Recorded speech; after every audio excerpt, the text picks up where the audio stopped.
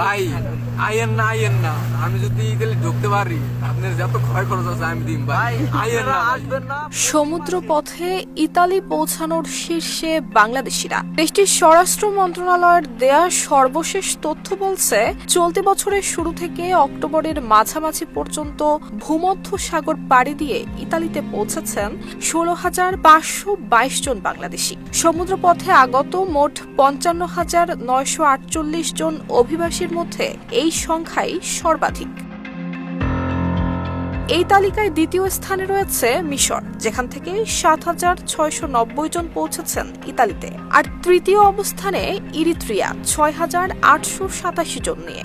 এরপরে রয়েছে Pakistan, Sudan, Somalia, Ethiopia, Tunisia, Iran, Syria, Guinea, Algeria, Nigeria, Mali এবং আফগানিস্তান।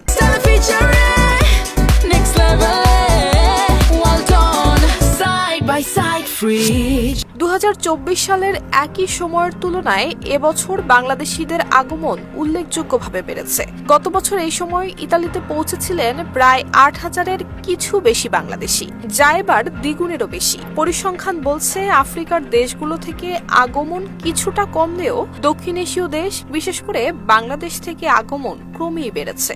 বিশ্লেষকরা বলছেন, অর্থনৈতিক অনিশ্চয়তা, কর্মসংস্থানের অভাব এবং উন্নত জীবনের স্বপ্নই এই বিপজ্জনক যাত্রার দিকে ঠেলে দিচ্ছে মানুষকে।